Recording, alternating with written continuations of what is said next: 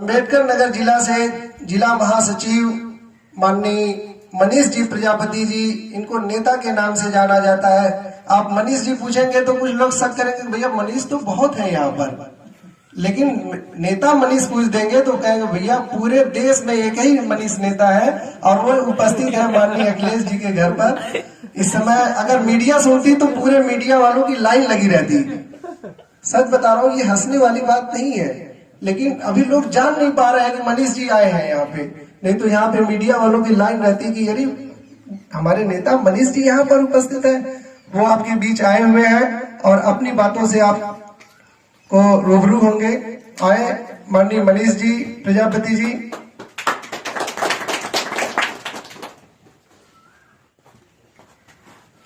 गुजरा हुआ जमाना आता नहीं दोबारा, आप सभी लोगों को जय सर्वश्रेष्ठ स्वीकार हो।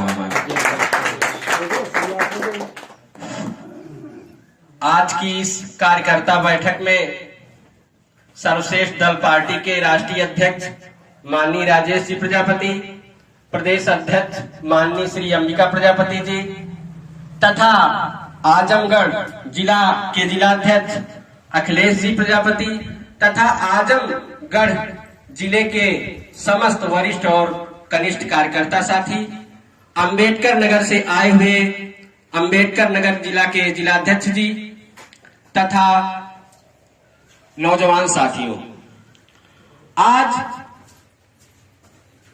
आचार संहिता और मतगणना के बाद हम सभी यहाँ पर कार्यकर्ता बैठक कर रहे हैं और अगली रणनीति बनाने के लिए चर्चा कर रहे हैं। और बहुत ही खुशी की बात है कि यहाँ पर संभवतः केवल एक ही साथी ऐसे हैं जो प्रजापति नहीं है, क्या और कोई है? 3 लोग हैं। चलिए अच्छी बात है। और यहाँ पर कई लोगों ने कहा हमारी पार्टी नई है और हमारी पार्टी का गठन कब हुआ? गठन चाहे जब हुआ, लेकिन नाम तो लिखाया 2014 में। 2014 में ही हमारी इस पार्टी के द्वारा पार्टी के टिकट पर माननीय राष्ट्रीय अध्यक्ष जी चुनाव लड़े थे। उसी समय हमारा नाम लिखा दिया गया। जिस प्रकार से एक बच्चे का एडमिशन विद्यालय में होता है, उसी समय 2014 में ही हो गया। तो आज तो हम 5 पास हो गए, संभवतः 5 साल हो गया। आज तो हम प्राइमरी पास कर लिए। अब इतना ज्ञान तो हमको होना चाहिए। और जिस प्रकार से अब इसके बाद 2024 की बारी आएगी तो उस समय हम हाई स्कूल बोर्ड की परीक्षा में होंगे ना, लेकिन उसके बाद 6वीं 7वीं और 8वीं 9वीं इन परीक्षाओं को क्रॉस करते हुए जाएंगे।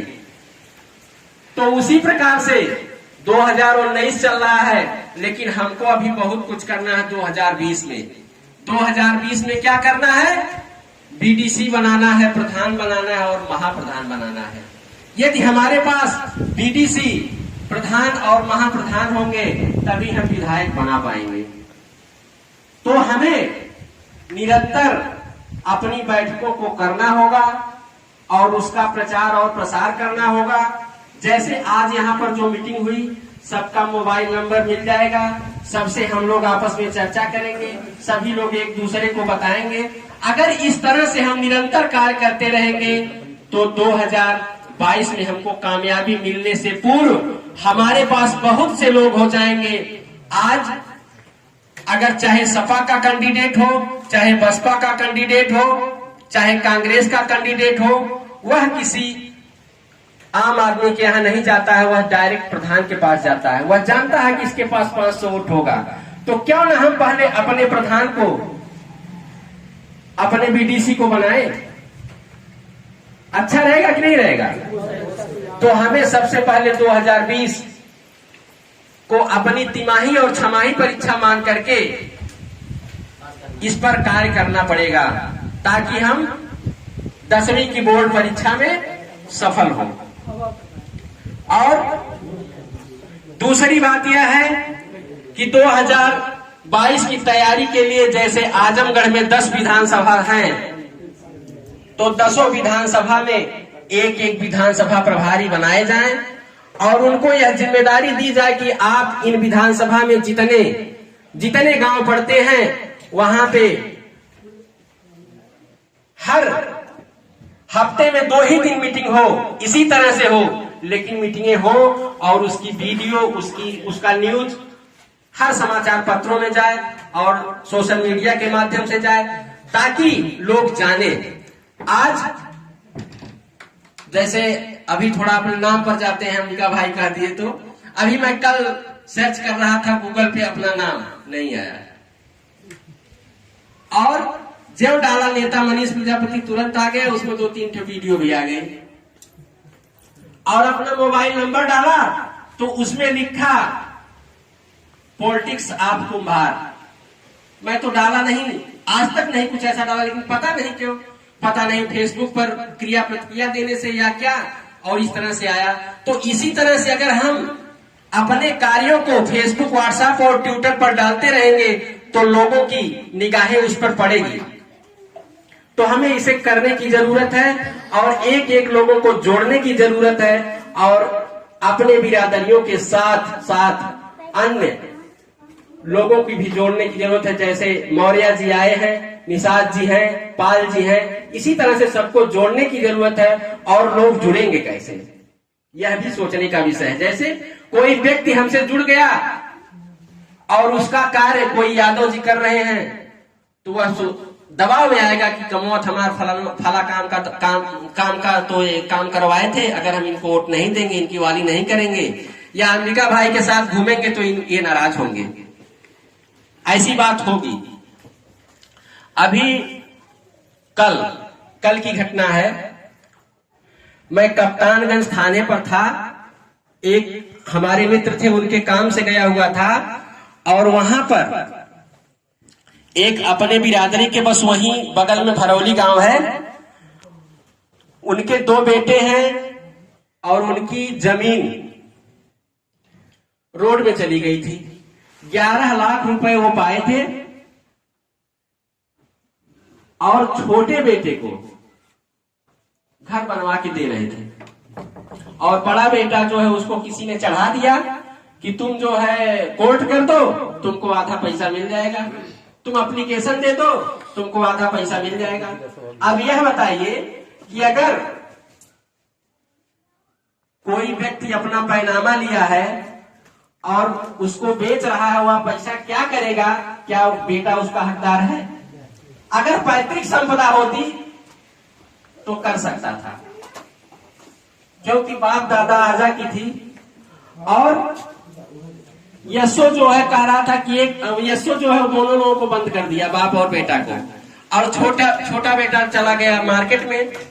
और उसके पहले जब हमसे बात हुई तो उसके पिताजी कहे कि इनका नंबर ले लीजिए, और उनसे हमारी बातचीत होती थी, हमसे कोई बात नहीं की।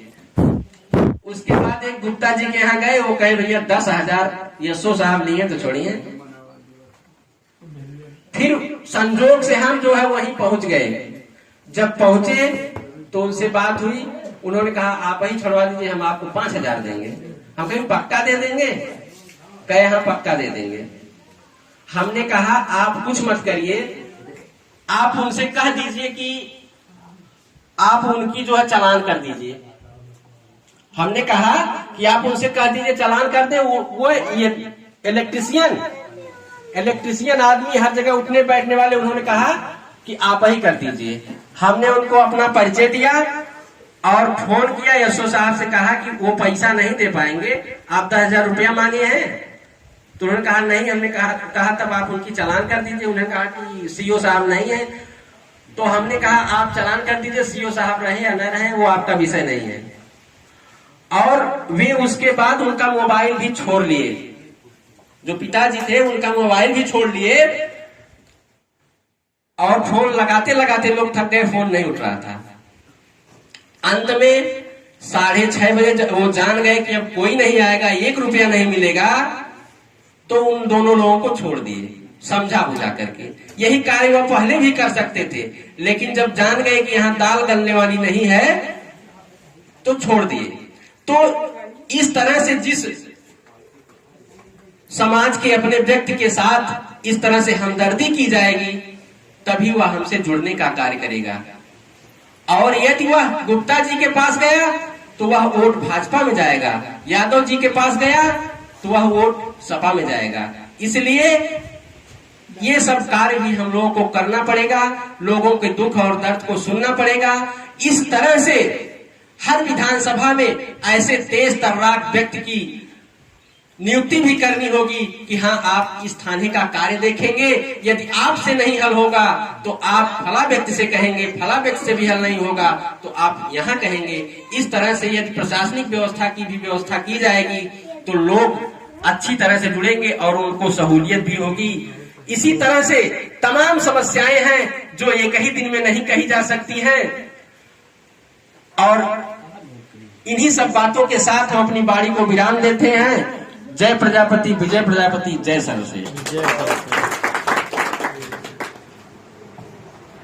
कोशिश करें कि जिंदगी का हर लम्हा अपनी तरफ से हर किसी के साथ अच्छे से गुजरे। कोशिश करें कि जिंदगी का हर लम्हा अपनी तरफ से हर किसी के साथ अच्छे से गुजरे, क्योंकि जिंदगी नहीं रहती पर अच्छी यादें हमेशा जिंदा रहती हैं।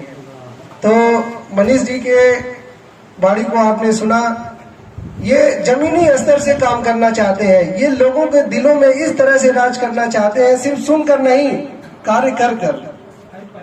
तो आप लोग भी अपने अपने यहाँ एक ऐसी टीम बनाइए जो प्रशासनिक कार्य देखे। अगर नहीं होता है तो हम लोग भी तो आपके सहयोग में रहेंगे ही रहेंगे। और इसी